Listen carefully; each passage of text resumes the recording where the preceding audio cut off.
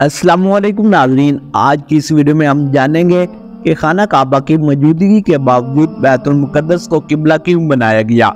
مسلمانوں کا قبلہ اول کیا تھا اور بیت المقدس قبلہ کیوں بنا۔ تو ناظرین، اللہ رب العزت سورۃ آل عمران آیت نمبر 96 میں ارشاد فرماتے ہیں، حقیقت یہ ہے کہ سب سے پہلا گھر جو لوگوں کی عبادت کے لیے بنایا گیا یقینی طور پر وہ ہے جو مکہ میں واقع ہے اور بنانے کی وقت سے برکتوں والا اور دنیا جہان کے لوگوں کے لیے ہدایت کا سامان ہے۔ واضح ہوا کہ لوگوں کی عبادت کے لیے سب سے پہلے جو گھر تعمیر ہوا تھا وہ بیت اللہ تھا، بیت المقدس نہیں تھا، کیونکہ بیت اللہ کی سب سے پہلے تعمیر حضرت آدم علیہ السلام نے اللہ کے حکم سے تعمیر کی تھی، جبکہ بیت المقدس کی تعمیر اول حضرت ابراہیم علیہ السلام نے بیت اللہ کی تعمیر کے 40 سال بعد اپنے ہاتھوں سے کی تھی، اور حضرت سلیمان علیہ السلام نے جو بیت المقدس کی تعمیر کی یہ بھی بیت اللہ کی طرح بالکل نئی اور ابتدائی تعمیر نہ تھی، بلکہ حضرت سلیمان علیہ السلام نے تعمیر ابراہیمی پر اس کی تعمیر نو کی تھی۔ ناظرین، رسول خدا صلی اللہ علیہ وآلہ وسلم جب تک مکہ مکرمہ میں قیام فرما رہے تھے اس وقت نماز پڑھتے ہوئے آپ صلی اللہ علیہ وآلہ وسلم اس انداز میں کھڑے ہوتے کہ بیت اللہ اور بیت المقدس دونوں آپ کے سامنے ہوتے، مگر ہجرت مدینہ کے بعد اس ترتیب کو قائم رکھنا ممکن نہ تھا، کیونکہ مدینہ طیبہ سے یروشلم اور مکہ مخالف سمتوں میں تھے۔ اگر مکہ کی طرف رخ کیا جاتا تو یروشلم کی طرف پشت ہوتی، اور اگر یروشلم کی طرف رخ کیا جاتا تو مکہ کی طرف پشت ہوتی۔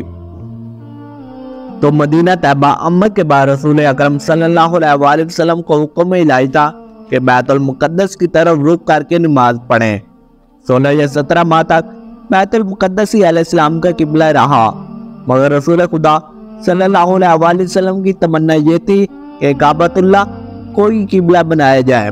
رسول خدا صلی اللہ علیہ وآلہ وسلم اس سلسلہ میں وحی الہی کا انتظار فرما رہے تھے۔ اس واقعے کو قرآن مجید نے ان الفاظ میں بیان فرمایا ہے، اے حبیب، ہم بار بار آپ کے رخ انور کا آسمان کی طرف پلٹنا دیکھ رہے ہیں، سو ہم ضرور بالضرور آپ کو اسی قبلہ کی طرف پھیر دیں گے جس پر آپ راضی ہیں،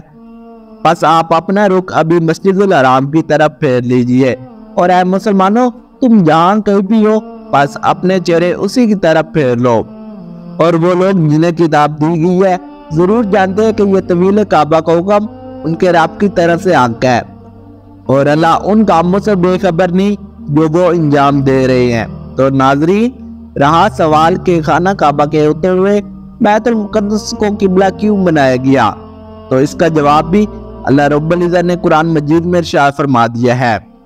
اور آپ پہلے جس قبلہ پر تھے ہم نے صرف اس لیے مقرر کیا تھا کہ ہم پرکھ کر ظاہر کر دیں کہ کون ہمارے نبی صلی اللہ علیہ وآلہ وسلم کی پیروی کرتا ہے اور کون اپنے الٹے پاؤں پھر جاتا ہے، اور بے شک یہ قبلہ کا بدلنا بڑی باری بات تھی، مگر ان پر نہیں جنہیں اللہ نے ہدایت و معرفت سے نوازا ہے،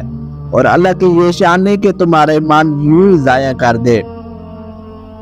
ناظرین، ان آیات سے معلوم ہوا کہ دوران نماز قبلہ تبدیل فرما کر اللہ تعالیٰ نے اہل ایمان کی اطاعت کو پرکھا کہ کون میرے رسول صلی اللہ علیہ وآلہ وسلم کے ساتھ پھر جاتا ہے اور کون اپنی جگہ پر کھڑا رہتا ہے۔ خانہ کعبہ کی موجودگی میں بیت المقدس کو قبلہ بنانے کی یہی علت ہے جو اللہ تعالیٰ نے بیان فرما دی ہے مسلمانوں کے لیے۔ اب مسجد اقصی کی حیثیت اور فضیلت یہ ہے کہ مسجد اقصی مسلمانوں کا قبلہ سابق ہے۔ جس طرح مسجد حرام میں نماز پڑھنے کی فضیلت ہے اسی طرح مسجد اقصی میں نماز پڑھنے کی فضیلت ہے۔